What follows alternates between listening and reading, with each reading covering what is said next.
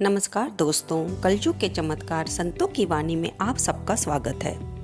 दोस्तों, आज की वीडियो में हम सुनने जा रहे हैं कार्तिक मास की कृष्ण पक्ष की एकादशी रमा एकादशी। दोस्तों, अगर आपने अभी तक मेरे चैनल को सब्सक्राइब नहीं किया है तो इसे बेल नोटिफिकेशन को दबाकर सब्सक्राइब कर लें ताकि हर नई वीडियो की आपको नोटिफिकेशन मिलती रहे। आपके घर में कोई ऐसा सदस्य है जो मंदिर में कथा सुनने नहीं जा सकता तो आप ये YouTube चलाकर उन्हें ये पवित्र कथाएं जो कि इस समय हमारे चैनल पर कार्तिक महात्म्य के अध्याय, एकादशियों की कथा, रामायण के प्रसंग, महाभारत के प्रसंग चल रहे हैं, आप उन्हें सुना सकते हैं। इनसे सुनने वाले को पुण्य मिलेगा और उनको शांति प्रदान होगी। ये जरूरी नहीं कि हम व्रत अवश्य रखें। दोस्तों, व्रत रखने का असली मतलब तो होता है भगवान को याद करना, अपने गुरु के पास बैठना, अपने गुरु वचनों का पालन करना। अगर हमारी शारीरिक अवस्था कमज़ोर है, हम व्रत नहीं रख पाते, तो हम इन कथाओं, कहानियों के प्रसंगों को सुनकर भी पूरे पुण्य फल की प्राप्ति कर सकते हैं। आइए अब हम चलते हैं आज के विषय पर, रमा एकादशी। दीपावली के 4 दिन पूर्व पड़ने वाली कार्तिक मास के कृष्ण पक्ष की इस एकादशी को लक्ष्मी जी के नाम पर रमा एकादशी कहा जाता है। इस दिन भगवान विष्णु के पूर्ण अवतार कृष्ण जी के केशव रूप की पूजा आराधना की जाती है। इस एकादशी का व्रत करने से जीवन में वैभव और अंत में मोक्ष की प्राप्ति होती है।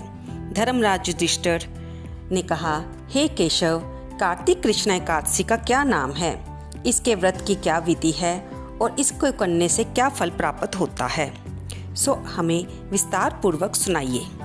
भगवान श्री कृष्ण युधिष्ठिर को सभी एकादशियों के महात्म्य, उनकी कथाओं के बारे में सुना रहे थे। दोस्तों, ये बातें, ये कथाएं भगवान से युधिष्ठिर अपने लिए नहीं पूछ रहे, वे तो हम आम साधारण जन के कल्याण के लिए पूछ रहे हैं, ताकि उनके बाद आने वाले उनकी संतानों को, यानी कि हम लोगों को, इन प्रसंगों के बारे में, इन पवित्र तिथियों के बारे में जानकारी मिलती रहे।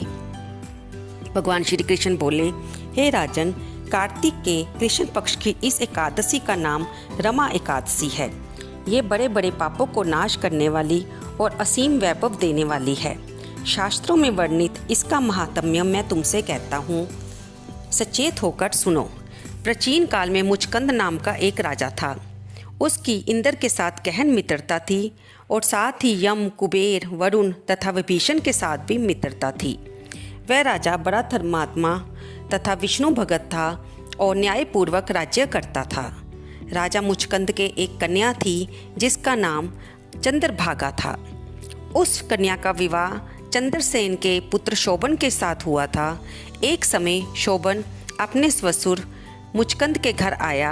उन्हीं दिनों जल्दी ही पुण्यदायिनी रमा एकादशी आने वाली थी। व्रत का दिन समीप आया तो चंद्रभागा को अत्यंत सोच उत्पन्न हुई कि मेरे पति बहुत दुर्बल हैं और मेरे पिता की व्रत के बारे में आज्ञा बड़ी कठोर है। दशमी को राजा ने ढोल बजवाकर सारे राज्य में ये घोषणा करवा दी कि अगले दिन रमा एकादशी का व्रत सभी लोग करेंगे। घोषणा को सुनते ही शोभन को अत्यंत चिंता हुई और अपनी पत्नी से बोला कि अब मुझे क्या करना चाहिए। मैं भूख किसी प्रकार भी सहन नहीं कर सकूंगा। ऐसा उपाय बतलाओ जिससे मेरे प्राण बच जाएं, अन्यथा मेरे प्राण अवश्य चले जाएंगे। चंद्रभागा कहने लगी, हे स्वामी, मेरे पिता के राज्य में एकादशी को कोई भी भोजन नहीं करता। हाथी, घोड़ा, ऊंट, बिल्ली, गऊ आदि भी तृण और जल आदि ग्रहण नहीं कर सकते। फिर मनुष्य का कहना ही क्या है। यदि आप भोजन करना चाहते हैं तो किसी दूसरे स्थान पर चले जाइए, क्योंकि यदि आप यहाँ पर रहेंगे तो आपको अवश्य ही व्रत करना पड़ेगा। ऐसा सुनकर शोभन कहने लगा, हे प्रिय, तुम्हारे साथ मैं भी व्रत करूँगा, जो भाग्य में होगा वह देखा जाएगा। ऐसा विचार कर उसने व्रत किया और वह भूख व प्यास से अत्यंत पीड़ित होने लगा। जब सूर्य नारायण भगवान अस्त हो गए तब रात्रि जागरण का समय आया। ये जागरण वैष्णवों को अत्यंत खुशी देने वाला था, परंतु शोभन को अत्यंत दुखदायी लगा। प्रातःकाल होते होते शोभन के प्राण निकल गए। तब राजा ने चंदन की चिंता में उसका दाह संस्कार कराया, परंतु चंद्रभागा ने अपने पिता की आज्ञा से अपने शरीर को दग्ध नहीं किया।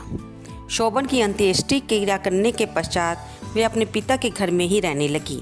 रमा एकादशी के व्रत के प्रभाव से शोभन मंदराचल पर्वत पर धन धान्य से परिपूर्ण तथा शत्रुओं से रहित एक सुंदर देवपुर को प्राप्त हुआ।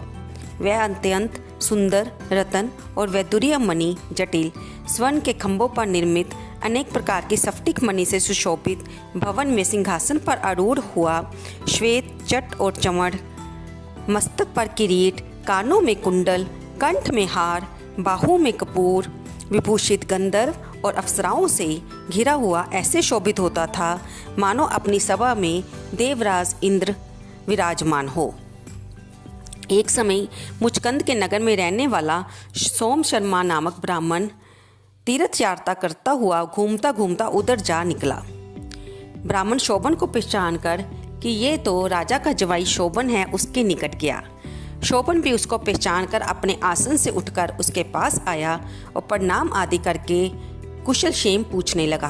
ब्राह्मण ने कहा, राजा मुचकंद और आपकी पत्नी चंद्रभागा कुशल से हैं, नगर में भी सब प्रकार से कुशल है, परंतु हे राजन, हमको अत्यंत आश्चर्य हो रहा है। अपना वृतांत कहिए कि ऐसा सुंदर नगर जो ना कभी देखा ना सुना, आपको किस प्रकार प्राप्त हुआ। तब शोभन बोला कि कार्तिक कृष्णा रमा एकादशी का व्रत करने से मुझे ये नगर प्राप्त हुआ है, परंतु ये अस्थिर है। ये सुनकर ब्राह्मण बोला, हे राजन, स्थिर होने का कोई उपाय तो कहें, मैं उसे अवश्य पूरा करूँगा। शोभन ने कहा, मैंने रमा एकादशी का व्रत अन्यास और श्रद्धा से रहित होकर किया था, इसलिए ये सब कुछ अस्थिर है। यदि आप मुचकंद की कन्या चंद्रभागा को ये सब वृतांत कहें तो ये स्थिर हो सकता है। ये सुनकर ब्राह्मण सोम शर्मा ने अपने नगर में लौटकर चंद्रभागा से संपूर्ण वृतांत कहा। ब्राह्मण के वचन सुनकर चंद्रभागा बड़ी प्रसन्नता पूर्वक ब्राह्मण से बोली, हे ब्राह्मण, ये सब बातें आपने प्रत्यक्ष देखी हैं या स्वप्न की कर रहे हैं। ब्राह्मण कहने लगा, हे पुत्री, मैंने महावन में तुम्हारे पति को प्रत्यक्ष देखा है, साथ ही किसी से विजय ना हो ऐसा देवताओं के नगर के समान उनका नगर भी देखा है। उन्होंने ये भी कहा है कि ये स्थिर नहीं है, जिस प्रकार ये स्थिर रह सके वह उपाय आपको करना चाहिए। चंद्रभागा कहने लगी, हे विप्र, तुम मुझे वहाँ पर ले चलो। पति देव के दर्शन की मेरी तीव्र लालसा है। मैं अपने किए हुए पुण्य से उस नगर को स्थिर बना दूंगी। आप ऐसा उपाय कीजिए जिससे उनका और मिलन हो सके। आपकी अति कृपा होगी और आपको पुण्य भी मिलेगा। सोम शर्मा चंद्रभागा को साथ लेकर मंदराचल पर्वत के समीप वामदेव ऋषि के आश्रम में गया। वामदेव ऋषि ने उनकी बातें सुनकर वेद मंत्रों से उज्जवल तिलक द्वारा चंद्रभागा का अभिषेक किया। तब ऋषि मंत्र के प्रभाव और एकादशी के व्रत से चंद्रभागा का शरीर दिव्य हो गया और वह अत्यंत प्रसन्नता के साथ अपने पति के निकट गई। अपनी प्रिय पत्नी को आते देखकर शोभन अत्यंत प्रसन्न हुआ। उसने उसको बुलाकर अपनी बाईं तरफ बिठाया। तब चंद्रभागा ने कहा, हे प्राणनाथ, आप मेरे सभी पुण्यों को ग्रहण कीजिए जिससे आपका ये नगर और राज्य स्थिर हो जाए। जब मैं 8 वर्ष की थी तभी से मैं सभी एकादशियों के व्रत कर रही हूँ और इन्हें पूर्ण श्रद्धा पूर्वक विधि विधान के साथ करती आ रही हूँ। इस पुण्य के प्रताप से आपका ये नगर स्थिर हो जाएगा तथा समस्त कार्य होकर प्रलय के अंत तक रहेगा। इस प्रकार चंद्रभागा दिव्य रूप धारण कर तथा दिव्य आभूषणों और वस्त्रों से सुसज्जित होकर अपने पति के साथ रहने लगी। भगवान श्री कृष्ण कहते हैं, हे राजन, ये मैंने रमा एकादशी का महात्म्य कहा है। जो मनुष्य इस व्रत को करते हैं उनके समस्त पाप नष्ट हो जाते हैं। कृष्ण पक्ष और शुक्ल पक्ष दोनों की एकादशी समान है। इनमें कोई भेदभाव नहीं है। जो सभी मासों की दोनों एकादशियों का व्रत रखते हैं और उनके महात्म्य को पढ़ते अथवा सुनते हैं वे समस्त पापों से छूटकर विष्णु लोक को प्राप्त होते हैं। इसमें कोई संदेह नहीं है।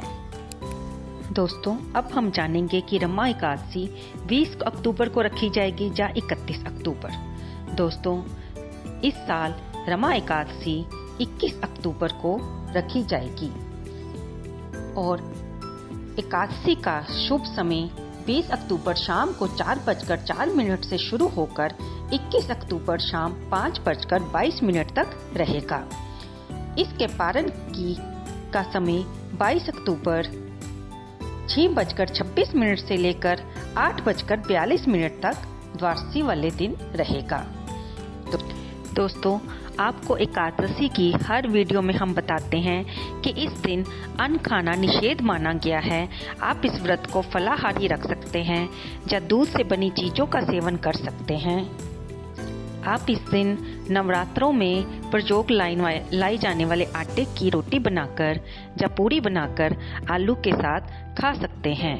दोस्तों, आपको ये वीडियो कैसी लगी कृपया कमेंट बॉक्स में अवश्य लिखें और इसे लाइक करना ना भूलें। दोस्तों, आप वीडियो देखते हो लेकिन लाइक करना भूल जाते हो। धन्यवाद दोस्तों।